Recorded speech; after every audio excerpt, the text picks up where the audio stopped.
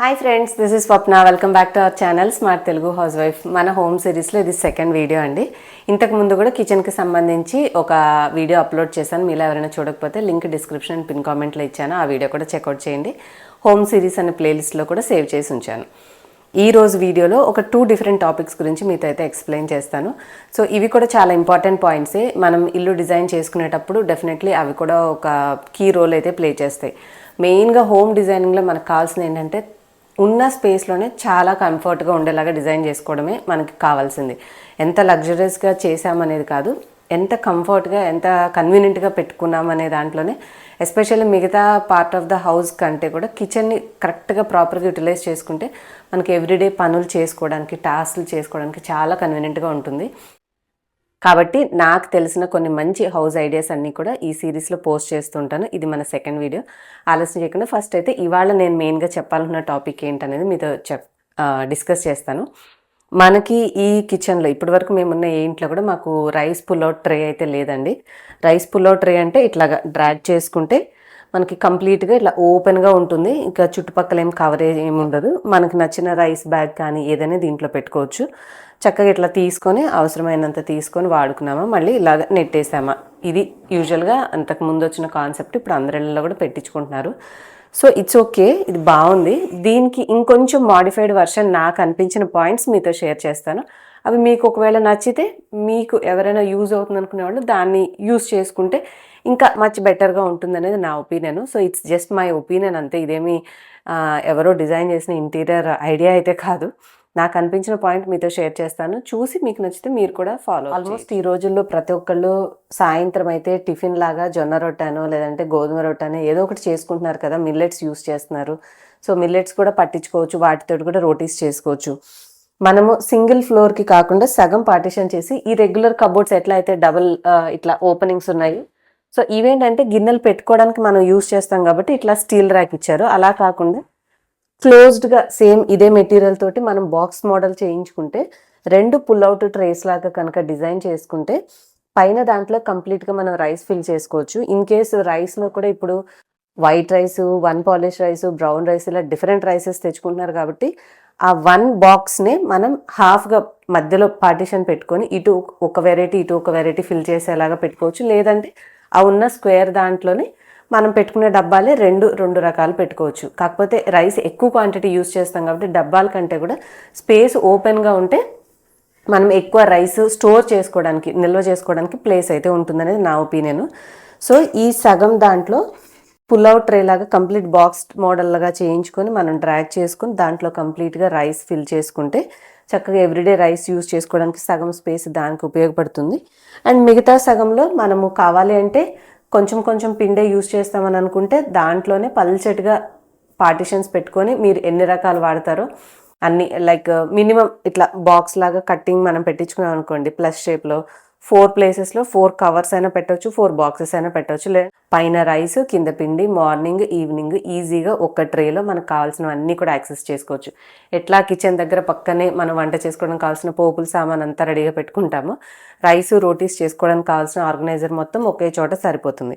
ఇక్కడ only rice బ్యాగ్కి ఇవ్వడం వల్ల ఏమవుతుందంటే దానిపైన ఉన్న ప్లేస్ని కంప్లీట్గా మనం యూటిలైజ్ చేసుకోలేక వేరే ఏమైనా పెట్టుకుంటున్నా కూడా అవి మాటికి తీస్తూ మళ్ళీ కిందది యూస్ చేయాల్సి వస్తుంది. దాని బదులుగా సింగిల్ పుల్అవుట్ ట్రేని మనం డిఫరెంట్ 2 భాగాలుగా విభజించుకొని చక్కగా ఇలా కనుక డిజైన్ చేసుకుంటే యూజ్ అవుతుంది అని అనుకుంటున్నాను. కానీ కొంచెం ఎక్కువ మంది ఫ్యామిలీ మెంబర్స్ ఉన్న వాళ్ళకి ఏంటంటే ఇట్లా సింగిల్గా ఉంటేనే బెస్ట్. వాళ్ళకి ఎక్కువ స్టోరేజ్ కావాలి కాబట్టి వాళ్ళు అలా యూజ్ చేసుకొని కూడా పెట్టుకోవచ్చు.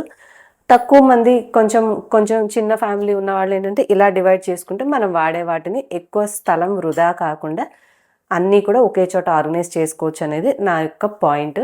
సో ఈ విషయం మీకు ఎలా అనిపించింది? ఇంకా మీరు ఒక్కొక్కళ్ళు ఒక్కొక్కలాగా ఆలోచిస్తారు కదా, నాకైతే అలా అనిపించింది. సగం మనం బియ్యంకి, సగం పిండి స్టోర్ చేసుకోవడానికి వాడుకుంటే బాగుంటుంది. క్లాత్ బ్యాగ్స్లో అయితే ఈజీగా మనం అందులో పెట్టేయచ్చు. డబ్బాలంటే 4 భాగాలుగా డివైడ్ చేసిన పెట్టడానికి ప్లేస్ ఎక్కువ సరిపోదు మనకి. కానీ అదే క్లాత్ బ్యాగ్లో స్టోర్ చేసుకున్న పిండి అందులో పెట్టుకున్నాం అనుకోండి, చక్కగా ఒక్కొక్క స్క్వేర్ బాక్స్లో ఒక్కొక్క రకమైన పిండిని స్టోర్ చేసుకోవచ్చు, డైలీ తీసుకోవచ్చు, పెట్టుకోవచ్చు. కన్వీనియంట్గా బాగుంటుంది. ఎందుకో ఈ పార్టిషన్ చూసినప్పుడు నాకు వచ్చిన థాట్ అది. సో ఈ కిచెన్ ఐడియాలో భాగంగా ఎవరైనా ఈ ఐడియా నచ్చిన వాళ్ళు ఇంప్లిమెంట్ చేసుకుంటారు కదా అనేసి చెప్పాలనిపించి ఈ పాయింట్ ఒకటి చెప్పాను. రోజులు ఏంటంటే ఇంటీరియర్ డిజైన్ వాళ్ళు కూడా మనం ఏ ఐడియాస్ చెప్తే ఆ ఐడియాస్ వాళ్ళు చేయడానికి రెడీగా ఉంటున్నారు కాబట్టి మనం పెద్దగా టెన్షన్ పడాల్సిన అవసరం లేదు. మోస్ట్లీ ప్రతి ఒక్కళ్ళు మనం చెప్పిన ఐడియాస్ని తీసుకొని మనకు నచ్చినట్టుగా చేయడానికి ట్రై చేస్తున్నారు కాబట్టి ఈ ఐడియా కూడా ఎవరైనా నచ్చి ఇంప్లిమెంట్ చేయాలనుకుంటే వాళ్ళు హౌస్లో ఇంప్లిమెంట్ అయితే చేసుకోవచ్చు. అండ్ మన సెకండ్ ఐడియాకి వెళ్ళిపోదాం రండి. అండ్ మన సెకండ్ ఐడియా ఏంటంటే ఈ గ్లాస్ పార్టిషన్స్ అనమాట. నార్మల్గా రెగ్యులర్ కబోర్డ్స్ లాగా కాకుండా మధ్యలో స్టైలిష్గా ఉండడానికి ఇలాంటివి ఇచ్చారు. కాకపోతే నా ఒపీనియన్లో మనం ఈ విధంగా ఓపెన్ ట్రాన్స్పరెంట్ గ్లాస్ బదులుగా దీంట్లో మనం కొంచెం మ్యాట్ ఫినిష్ వేయించుకొని అంత క్లియర్గా లోపల ఏం పెట్టామో విజిబుల్గా లేకుండా గ్లాస్ పెట్టుకున్న స్టైలిష్నెస్ మెయింటైన్ చేస్తూ అట్ ద సేమ్ టైం అవి కనిపించకుండా ఉండేలాగా పెట్టుకుంటే బాగుంటుంది అన్న ఒపీనియన్ ఒక్కటి చెప్పాలని అనిపించింది. బికాస్ కిచెన్లో ఏంటంటే ఇంత ఐటమ్ నుంచి ఇంత ఐటమ్ ఇట్లా రకరకాల సైజుల్లో ఉంటాయి. మనకి క్లియర్గా కనిపించే వాటిలో పర్ఫెక్ట్గా ఆర్గనైజ్డ్గా ఉన్న డబ్బాలు పెట్టుకుంటేనే మంచిగా అనిపిస్తుంది. ఇలా రకరకాలు క్లమ్జీగా పెట్టామనుకోండి చూడడానికి బాగోదు. ఎవ్రీ టైం మనం కిచెన్లోకి వచ్చిన ప్రతిసారి అదేదో నెగిటివ్ ఫీలింగ్ లాగా మనం సరిగ్గా పెట్టుకోలేదు. యూజువల్గా ఈ రోజుల్లో అందరూ యూట్యూబ్లో చూస్తున్నారు కాబట్టి పర్ఫెక్ట్గా same size boxes, same colour boxes, same design boxes ఇట్లా ఒక థీమ్ మెయింటైన్ చేసే వాళ్ళని చూసినప్పుడు మనం తెలియకుండా లోగా ఫీల్ అయిపోతూ ఉంటాం. మనము ఇంత మంచిగా ఉన్నా కూడా సాటిస్ఫై అవ్వలేము, ఎందుకంటే వాళ్ళు పెట్టుకున్నంత పర్ఫెక్షన్ మనం మెయింటైన్ చేయలేకపోతున్నామని.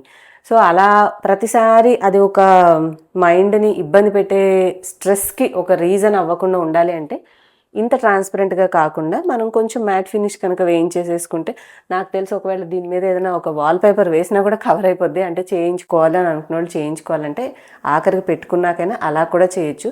సో దట్ లోపల ఎలా ఉంది అనేది ఇప్పుడు ఫర్ సపోజ్ బెడ్రూమ్లోనే చూడండి, మనం వార్డ్రోబ్ ఎంత గజిబిజిగా ఉన్నా ఆ కబోర్డ్ అనేది నీట్గా క్లోజ్ చేసామంటే బెడ్రూమ్కి ఒక నీట్ లుక్ ఎలా వస్తుందో ఇంత క్లమ్జీనెస్ కనబడకుండా కొంచెం ఆర్గనైజ్డ్గా ఇది మ్యాట్ ఫినిష్లో ఉంటే లోపలివి కనిపించినప్పుడు ఒక నీట్ లుక్ ఉంటుంది. మనకి కబోర్డ్ కంటే కూడా ఎంతసేపు ఆ లోపల ఆ డబ్బాల్లో ఏముందో కనిపిస్తూ ఉందన్నమాట.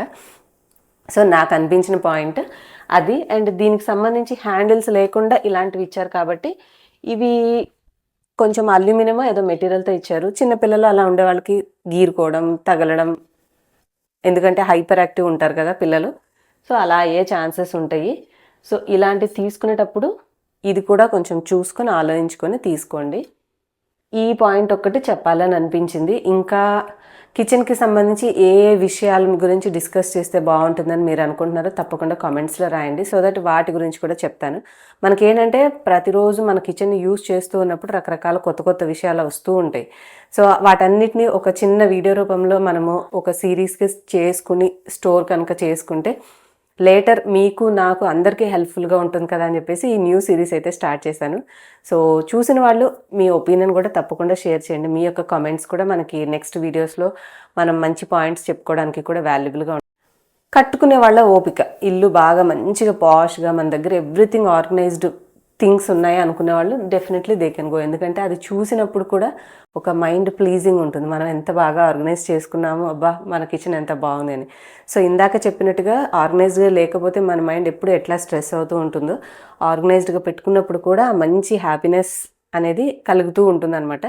సో అల్టిమేట్గా ఆ ఇంట్లో కట్టించుకునే ఒక గృహిణి ఉంటారు కదా లేడీ, తన మైండ్ సెట్ని బట్టి తనకి ఎలా సర్దుకుంటుంది, ఎలా పెట్టుకుంటుంది అనే దాన్ని బట్టి ఆలోచించి డెసిషన్ కనుక తీసుకుంటే హ్యాపీగా ఇలాంటి చిన్నవి కట్టుకున్న తర్వాత, అంటే ఇవి ఏంటంటే పెట్టేటప్పుడు తెలియదు, పెట్టి వాడేటప్పుడు వచ్చిన అవుట్పుట్ని బట్టి మన మైండ్ చేంజ్ అవుతూ ఉంటుంది. లేటర్ ఇబ్బంది పడే బదులు ముందే ఆలోచించుకొని మన ఏ టైపు, ఆర్గనైజ్డ్ టైపా అన్ఆర్గనైజ్డ్ టైపా, ఎలా ఉంటే మనకి ఫిట్ అవుతుంది అనేది ఆలోచించుకొని కూడా ఇవి డెసిషన్ తీసుకోవాలి. జనరల్గా ఏంటంటే కార్పెంటర్స్ మేడం గ్లాస్ టైప్ ఉంటాయి, మీరు కావాలంటే అలా పెట్టమన్నా లామినేట్ పెట్టేస్తాము అది ఇది అంటారు. మనం ఏంటి ఏదైతే ఏముంది సరే అండి ఓకే అండి అంటాం. కానీ తర్వాత అవుట్పుట్ చూసాక అయ్యో ఇది కాకుండా ఇలా చెప్పు ఉండాల్సిందే అని అనుకుంటే ఆ టైంకి అన్నీ రెడీ అయిపోతే పెట్టడం అయితే జరిగిపోతుంది.